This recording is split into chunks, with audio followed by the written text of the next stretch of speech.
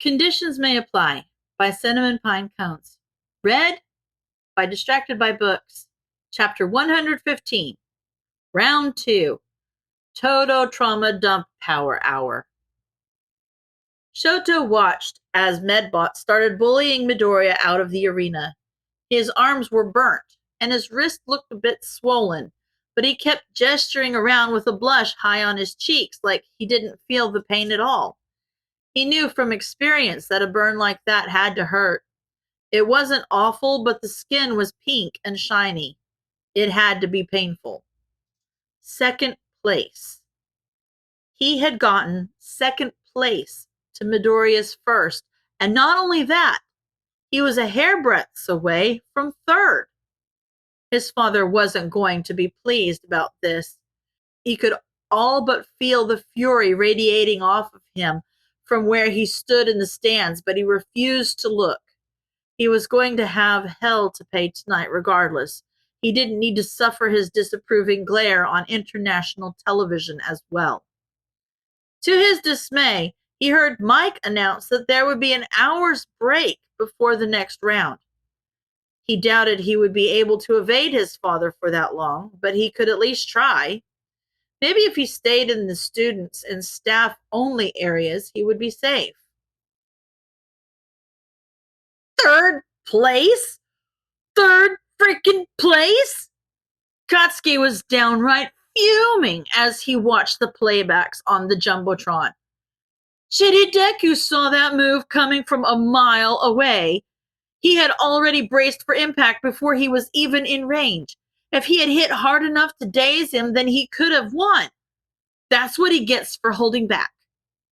Shitty Hair tried to congratulate him on third place, but he just pushed past him and back to the locker rooms. He didn't need to be congratulated for losing. When the hell did Deku get so strong? Why had he been pretending to be weak? What did he get out of it? Why would he pretend to be a null for so long? It didn't make any damn sense. It was like he existed just to piss him off. His stupid reasoning didn't matter. This was a no-holds-barred competition, and he was going to win. It didn't take long of him sitting in the waiting room for Endeavor to find him and drag him off somewhere to berate him privately. He was thankful that he needed to be in top shape to compete, otherwise it would have been worse. As it was, the words just went in one ear and out the other. He couldn't say with certainty he remembered any of the tirade, but it stiffened his spine nonetheless.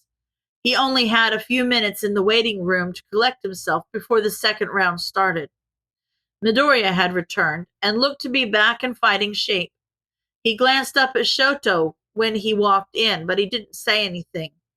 The expression he wore was unreadable to him, so he did his best to dismiss it. Round 2 was a small team-based competition. It always was. Agencies wanted to see that internship candidates were capable of teamwork, and what better way to showcase that than forcing it? He wasn't looking forward to this. Endeavor had never allowed him to be a team player, and he had no clue what he was doing. But he couldn't show that. He was going to have to figure out how to lead a team, and he was going to have to do it fast. He listened closely as Midnight explained the rules, and his heart sank when he realized what he was going to have to do. If he didn't get Midoriya's headband, then he was done for. He wished he could just partner with him instead. That would ensure their victory.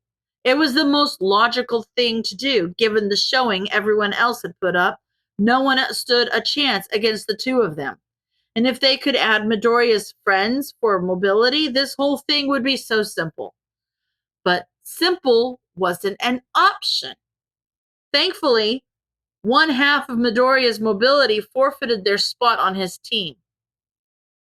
With Ida, Yaoyorozu, and Kaminari, they stood a solid chance.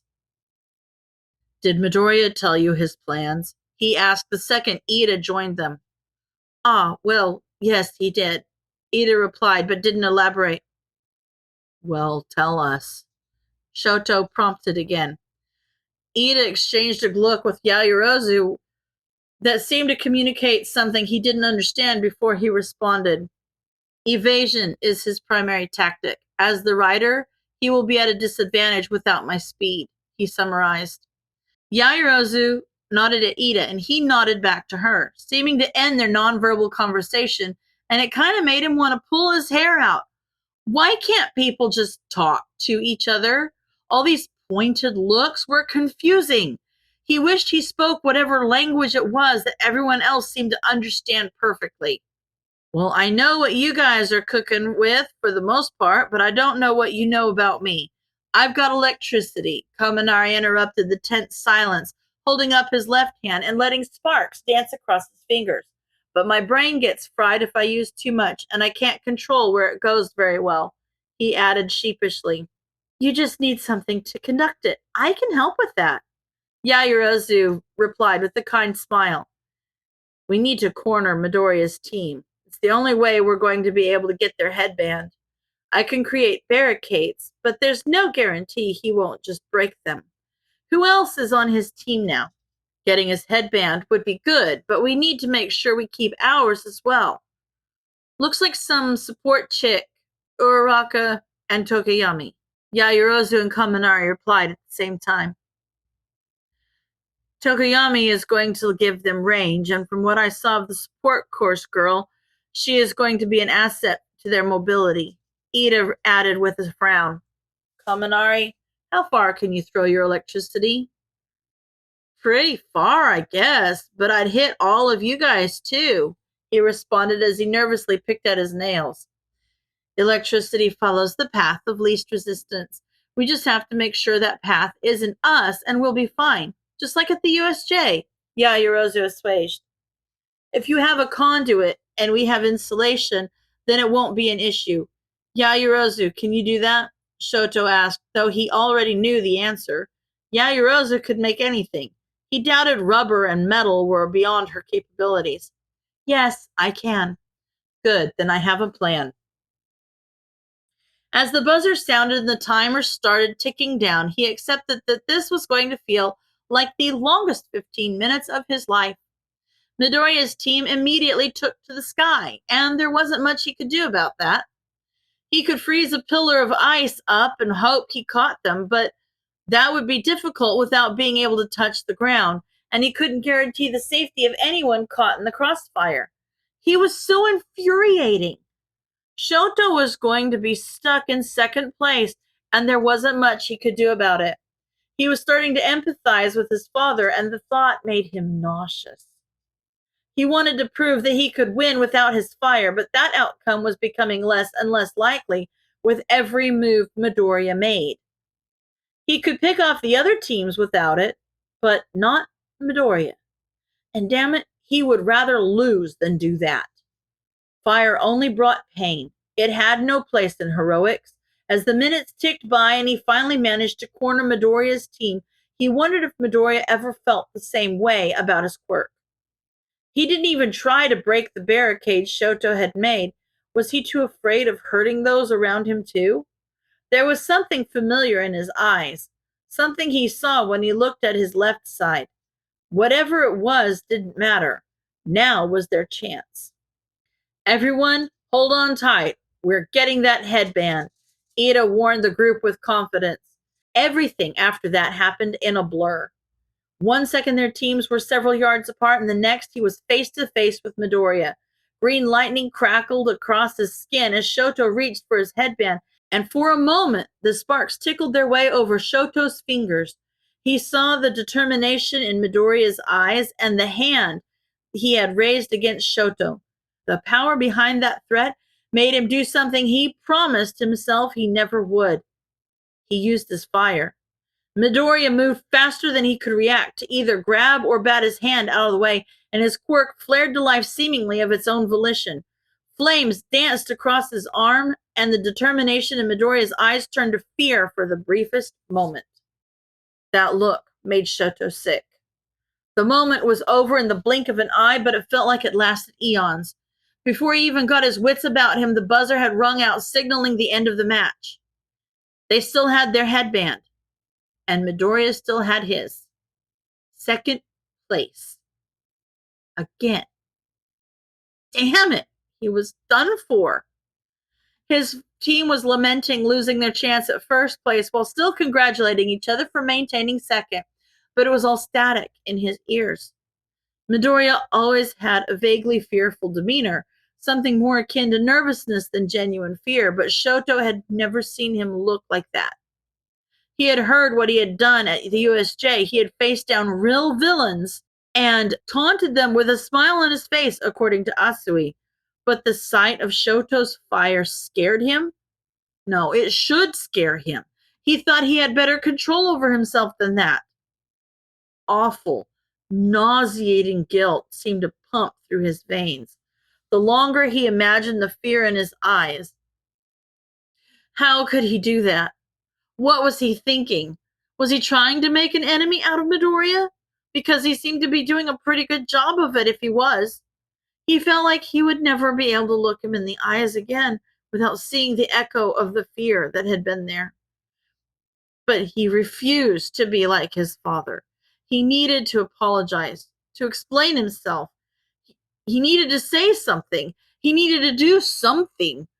Before he could second guess himself, he pulled Midoriya aside and waited for the rest of the competitors to file out to the locker rooms or cafeteria. He didn't seem to be afraid of him, or not anymore at least. Or maybe he was just hiding it. He couldn't tell. To Shoto, his expression was too neutral to be afraid. It was more curious, maybe a little nervous, but not scared. Why wasn't he scared? He seemed to be waiting for some sort of explanation, so Shoto just started talking before he could back out. I was overwhelmed, he admitted. Midoriya raised a brow at that, but otherwise didn't comment. He just patiently waited for him to continue speaking. It made me break the promise I made to myself a long time ago.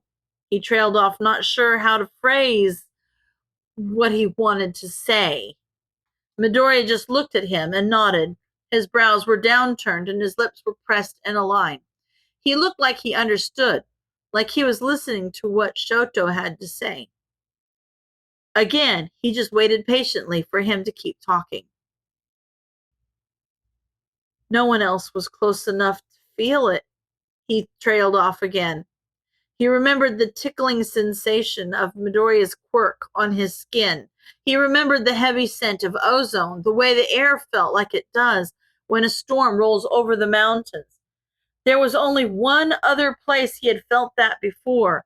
It was at the USJ when All Might took down the Nomu. He pulled his gaze up from his hand and looked back at Midoriya. He didn't look very remarkable. He was short and small. He had a kind, round face. He looked nothing like All Might. But that power was the same. Shoto was sure of it. Your power feels the same as All Might's. Are you his secret love child? The words tumbled out of his mouth without him meaning to let them out. Again, the face Midoriya pulled that was unreadable. It looked pained for a moment before he burst out laughing. He giggled for a second before catching Shoto's gaze again. He stopped abruptly, schooling his expression before he spoke. No, Todoroki, I'm not, he answered matter-of-factly. His smile was gone as fast as it had come, and the loss of it brought a tight frown to Shoto's face. This was all very strange. Midoriya didn't make any sense to him. This conversation was going off the rails. He had just wanted to explain himself. My father is Endeavor. You must have heard of him. You know he's the number 2 hero. And if you're connected to the number 1 hero, then that's all the more reason I have to defeat you. No, wait, that came out all wrong. He needed to backtrack. My old man aims for the top. He used his power to make a name for himself as a hero, but he was never able to best All Might. So the symbol of peace is living proof of his failure. He's still at it, though, trying to take down All Might, one way or another. Midoriya was looking at him again with a furrowed brow, and again his attentive silence prompted Shoto to continue. Have you ever heard of quirk marriages? He asked. Midoriya frowned at that. and glanced down the hall before he replied, Um, yes. Maybe we should talk about this somewhere else? He asked, looking pointedly down the hall again. Was someone there? How did Midoriya notice that, but Shoto didn't? What was wrong with him today? He's glad his father wasn't here to see this failure at least. Let's get some lunch together. I know a place we can talk, he continued with a reassuring smile. Shoto nodded in agreement, and they walked to the cafeteria in silence. He watched Midoriya as he studied everyone and everything they walked past, as if he was subtly looking both ways before he crossed the street with every step. Shoto had a lot of questions he wanted to ask him, but he had already prodded too much. It was better if he just kept his mouth shut, wasn't it? He hadn't even gotten the chance to explain himself properly. Every time he opened his mouth, the wrong word seemed to come out. He'd never been very good at this, and it seems he wasn't about to start today. Thankfully, Midoriya was forgiving enough to bear with him as he floundered. Midoriya took him to a disused hallway not too far from the heroics classrooms and sat down in a small alcove with his lunch tray before gesturing for Shoto to follow suit. He didn't know where he had expected Midoriya to bring him, but based off his own confusion, apparently this wasn't it. Disregarding his thoughts, he obeyed Midoriya's request and sat down on the ground, leaning his back against the wall of the alcove opposite from his peer. No one ever comes back here, or at least I've never seen someone come back here. Midoriya spoke for the first time since he had led them out of the corridor at the arena. He sounded different in a way Shoto couldn't quite pin down. Izuku glanced up at the security camera he knew was hidden just out of sight and hoped it had audio. They knew the second Todoroki had asked Izuku that question that he was going to hear something he didn't like, and if a case needed to be started, it would be better to have this on record so he didn't need to repeat himself. Not that he seemed to be having an issue saying whatever came to his mind at the moment, but that was beside the point. Endeavor had never felt right to them. And after meeting his son with an overpowered fire ice quirk and a burn scar on his face, well, the picture that painted wasn't pretty. What were you saying, Todoroki? About quirk marriages? They asked, hopefully filling in any audio tapes being taken. Todoroki eyed them critically, just as he had been damn near all day. It was starting to become unnerving, but they ignored it. This wasn't about them. My father has plenty of money to throw at his problems. He bought my mother to get his hands on her quirk, and now he's raising me to usurp All Might. But I refuse to be a tool for that scumbag, he said bitterly. They couldn't say they were surprised, but they were disappointed to be forced to let go of their denials. They were hoping they had just read everything all wrong, but unfortunately, they seemed to have been spot on. In every memory of my mother, I only see her crying. She called my left side unbearable before she poured boiling water on my face, he continued. Well, crap. This just got a lot more complicated. However, that was likely on record already and was probably why he was speaking of his mother in the past tense. There's no way Endeavor would have let her stick around if she was a threat to his masterpiece's well-being. The reason I picked a fight with you is to show my old man that I was capable of doing without relying on his damn fire quirk. I'm going to show him I can win without his power. I can take first place without using it, he insisted, as if he hadn't just dropped the metaphorical bomb that he had, like this was all still about a stupid game. Todoroki, are you safe at home? They asked, ignoring the irony of how Shinso had asked him that same question so long ago. What do you mean? He asked in reply, sounding genuinely confused. All right, maybe that was the wrong approach. They should get more information first before they dove in with a question like that. Do you have any siblings? They asked. Again, Todoroki seemed confused by the non sequitur, but he answered anyway. Yes, an older sister, and, well, I used to have two older brothers, but one of them died in a quirk accident. Wonderful. That was just peachy. Do they live with you? They pressed on. They wanted to ask about the brother, but now wasn't the time.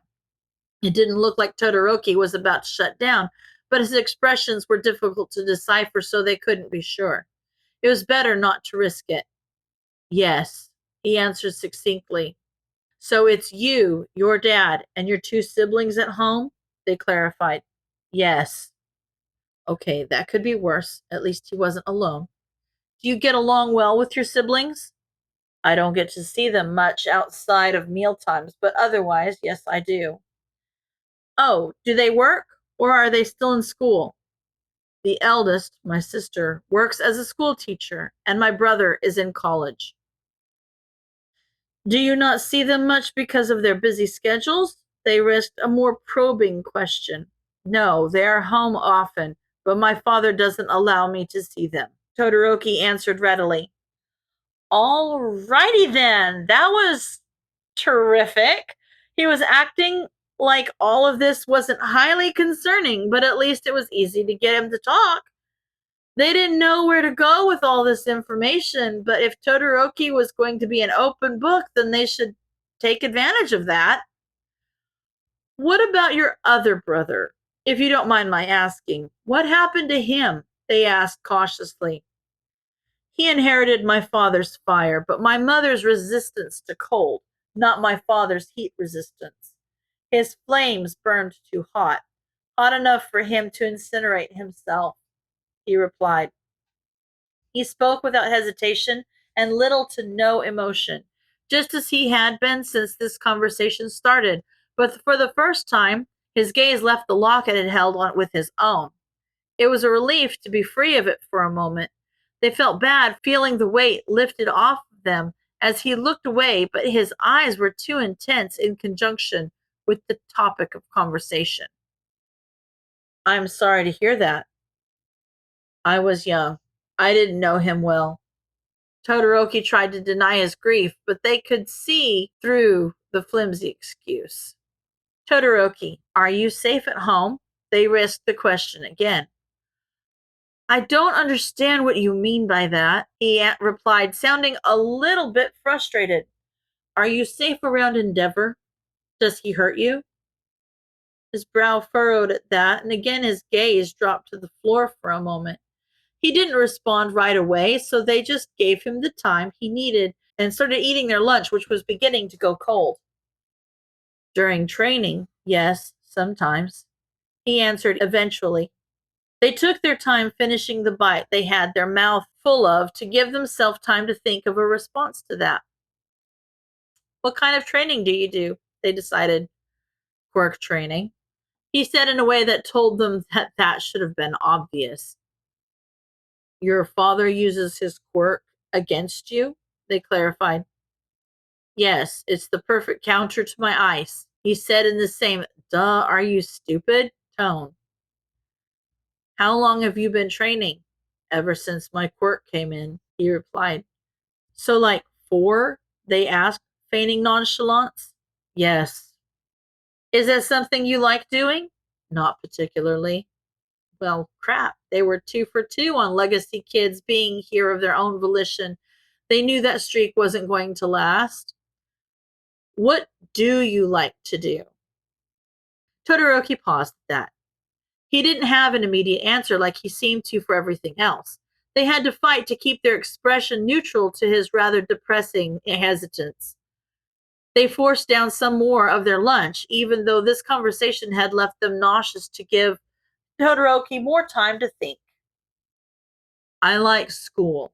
He finally decided. I was homeschooled my whole life, so I didn't know what it was like, but it's nice. Of course, the bane of most kids' existence would be the only positive experience Todoroki could think of. They wished he had a better answer to that, but at least this one gave them an avenue to press further. Do you like heroics class? That's probably my favorite. they offered some information on themselves because so far this conversation had been little more than a poorly veiled interrogation. Yes, I do. All Might and Aizawa sensei are good teachers. They didn't know what to say to that. They could only beat around the bush so much, and pushing the matter had yet to go poorly, so they might as well try. He remembered how his own father used to treat him, and they weren't going to sit by and let someone else go through that just because their dad was a hotshot hero. Todoroki, the way your father treats you isn't okay, they stressed this statement, saying it matter-of-factly while making eye contact. A parent shouldn't hurt their child in any context. He pushed down any feelings he had about the way he'd been treated because that was different. He wasn't, they didn't, this wasn't about him. His situation would be coming to light soon anyway. Whether or not that made anything better was beside the point. Things could get better for Todoroki, and that's what he needed to be concerned with right now. Todoroki held his chopsticks halfway between the bowl and his mouth and looked at Izuku like he had just told him the sky was green. How sheltered had he been his whole life? He clearly didn't think his issues were anything of note if he spilled his guts this quickly. If he had had the opportunity to tell someone what happened behind closed doors before, surely they would have done something about it, right? He wasn't even allowed to see his own siblings, for heaven's sake. That certainly explained how emotionally stunted he seemed to be. He didn't even get the chance to see how his peers interacted from the sidelines like Izuku had. He had no map to follow at all. Do you even want to be a hero, Todoroki? Did your father force you to do all of this? He asked before he could think better of it. The poor kid was clearly trying to process things. He didn't need to add to the crisis. I don't. He trailed off and looked down at his noodles. What else am I supposed to do? He asked so genuinely that it broke Izuku's heart. Now wasn't the time for all of this. They only had another 15 minutes before they were due to head back to the arena. Todoroki had to compete, and he wouldn't be able to do that safely if he was having a crisis. Right now, you should finish your lunch and focus on the festival. After that, we can talk some more and figure it out, they offered, trying their best to pull him out of a downward spiral before it started. Todoroki looked back up at them, tearing his gaze away from the noodles in his lap. He glanced up at the clock they knew hung on the wall behind them, and then back to his noodles before nodding. They finished their meals in silence, and before they left the little cubby they had holed themselves away in, Izuku had one more thing they needed to say. Your fire is yours, Todoroki, not your father's. Don't let your spite for him hold you back from your full potential. Even if it's against his wishes, you're still letting him control your actions. Don't give him that power over you, they said. They didn't wait for him to respond. They just gathered their things and stood up. He could either take their advice or leave it. But getting into a debate about it right now would be too draining for both of them, and they had a competition to focus on. Round 3 was going to start soon. End of chapter.